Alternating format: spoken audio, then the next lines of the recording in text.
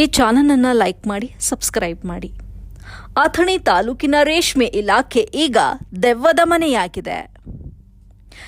ಇದೇ ಅಥಣಿ ತಾಲೂಕಿನಲ್ಲಿ ರೇಷ್ಮೆ ಇಲಾಖೆ ಇದ್ದು, ಈ ಇಲಾಖೆಯಲ್ಲಿ ಈಗ ದಿಕ್ಕು ದೆಸೆ ಇಲ್ಲದೆ ಅನಾಥ ಮಗುವಾಗಿ ಒಳಪಟ್ಟಿದೆ.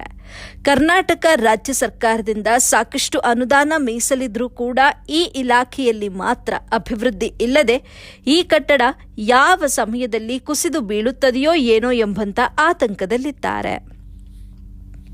ಮೊದಲೇ ಅಥಣಿ ತಾಲೂಕಿನಲ್ಲಿ ಸಾಕಷ್ಟು ಚಿಕ್ಕ ರೈತರಿಂದ ಹಿಡಿದು ದೊಡ್ಡ ರೈತರವರೆಗೂ ಹೆಚ್ಚಿನ ಸಂಖ್ಯೆಯಲ್ಲಿರುವಂತಹ ಕಾರಣಕ್ಕಾಗಿ ಪ್ರತಿ ಒಬ್ಬ ರೈತರಿಂದ ಹಿಡಿದು ನೂರಾರು ರೈತರವರೆಗೆ ಅದರ ಭಾಗವಾಗಿ 50% ರೈತರು ರೇಷ್ಮೆ ಬೆಳೆ ಬೆಳೆಯುವುದು ಸಹಜವಾದ ವಿಷಯ.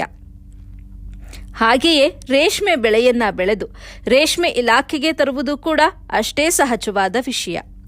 ರೈತರಿಗೆ ಸಹಕಾರಿಯಾಗಿರುವ ಇದೇ ರೇಷ್ಮೆ ಇಲಾಖೆ ಇತ್ತೀಚಿನ ದಿನಗಳಲ್ಲಿ ಈ ಇಲಾಖೆಗೆ ಹೋಗಲು ಸಣ್ಣ ರೈತರಿಂದ ಹಿಡಿದು ದೊಡ್ಡ ರೈತರವರೆಗೂ ಕೂಡ ಭಯಪಡುವಂಥ ಪರಿಸ್ಥಿತಿ ನಿರ್ಮಾಣವಾಗಿದೆ. ಯಾಕಂದ್ರೆ ಈ ಇಲಾಖೆಯ ಗೋಡೆಗಳನ್ನು ನೋಡಿದ್ರೆ ಅಲ್ಲಲ್ಲಿ ಅಡ್ಡಾದಿಡ್ಡಿಯಾಗಿ ಸೀಳಿಕೊಂಡಿವೆ, ಬಿರುಕು ಬಿಟ್ಟಿವೆ.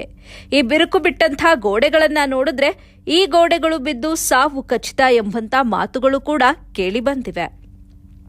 ಇದು ಒಂದು ಗೋಳಾದ್ರೆ, ರೇಷ್ಮೆ ಇಲಾಖೆಯಲ್ಲಿನ ಅಧಿಕಾರಿಗಳು ಕಚೇರಿಯನ್ನ ಸ್ವಚ್ಛವಾಗಿಟ್ಟುಕೊಳ್ಳದೆ, ಸ್ವಚ್ಛತೆಯನ್ನ ಕಾಪಾಡದೆ ನಿರ್ಲಕ್ಷ್ಯ ವಹಿಸಿದ್ದಾರೆ.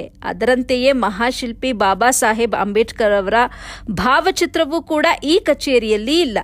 ಇವರು ಭಾವಚಿತ್ರವನ್ನು ಕೂಡ ಇಟ್ಟುಕೊಳ್ಳದೆ ಸೇವೆಯನ್ನ ಸಲ್ಲಿಸುತ್ತಿದ್ದಾರೆ.